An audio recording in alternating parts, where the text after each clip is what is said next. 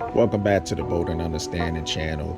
This is Bold, and before I begin, I would like to give a couple of shout outs to a couple of channels that I be rocking with once they put their videos on. So shout out to Coach Malachi Williams with the New Media USA Today Boxing, and also shout out to my boy E Thriller. And y'all need to put that Coach K subscribe button along with that like button on this channel. Two gentlemen that I actually be watching, man, they come with the unbiased commentary, and they be putting out, the good information that everybody definitely needs to hear. Now, going on to the Manny Pacquiao and your Dennis Ugas fight last night. It was pretty good.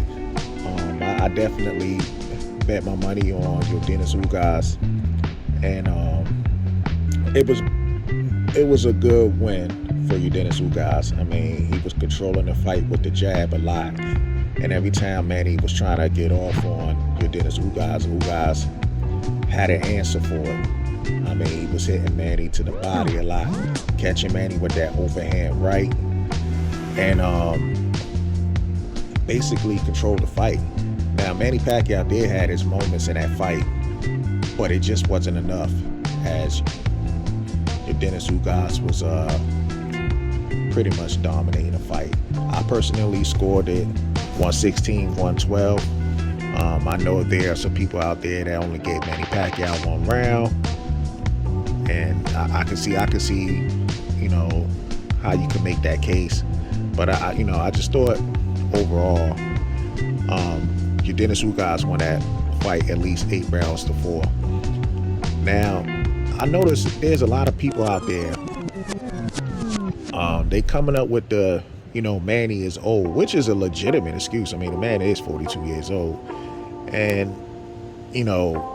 I guess he looks a little old compared to fighting Ugas. But the thing is, it's not like Ugas was like in his 20s either. Ugas is in his mid 30s. Now, on top of that, I think people are underestimating Ugas' skill, because I hear people saying, "Oh, just imagine if that was Earl Spence, if Ugas did that to him." Well, that's not necessarily true. Errol Spence and your Dennis Ugas got two different styles. Your Dennis Ugas is more of a counterpuncher, and the man, he's very underrated with his boxing skills. And with Errol Spence, I'm not saying that he would have lost to Manny, but I think the fight between him and Manny would have probably been a little bit closer just because of the styles. Errol Spence would have engaged a lot more, and that could have, leave him vulnerable to a couple of Manny attacks and whatnot. I just, believe in the styles making fights. But Ugas, he's very underrated. He has a very high IQ when it comes to boxing. I thought the fight that he had with Sean Porter, I personally thought he beat Sean Porter. As a matter of fact, I think the majority of the, boxing world thought Ugas actually won that fight. And Ugas, in a couple of his losses, I mean, it's kind of been the same way. It was almost looked like he got robbed in a few fights and stuff like that. But this was his opportunity last night. And despite what it looks like he had a bicep injury leading to that fight, just because the way it looked, I thought it was like bicep tendonitis, but I'm not sure exactly what it is. Ugas took the bull by his horns when given the opportunity, and I'm glad he was able to do that, because I know throughout history there are boxers, right, because they don't have that popular name, it's almost kind of hard for them to get the big fights pretty much. And I say, like, somebody like Winky Wright for years and years could never get the opportunity to fight some of these bigger names. Now, eventually he did fight Fernando Vargas. I believe it was Fernando Vargas that, gave him the opportunity. And then after that, it was like he still couldn't get the fights. But once he started fighting these other guys, you get to see that Winky Wright started displaying his skills.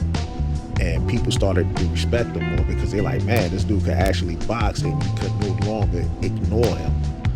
And I think that's the same thing that's going on with Eugenijus Ugas. You know, unfortunately, the man is 35 years old, but I believe 100% if he's given more opportunities, he's going to have a chance to showcase his skills, just like he did when he fought Shawn Porter. And like I said earlier, I thought he beat Shawn Porter, in my opinion. But other than that, good fight last night. Surprisingly, the undercard was his other Filipino guy, Masai, I don't know how you pronounce his name. That was a good fight as well, but I'll get to that in another video. So on the end of that note, I'm going to end this video right here.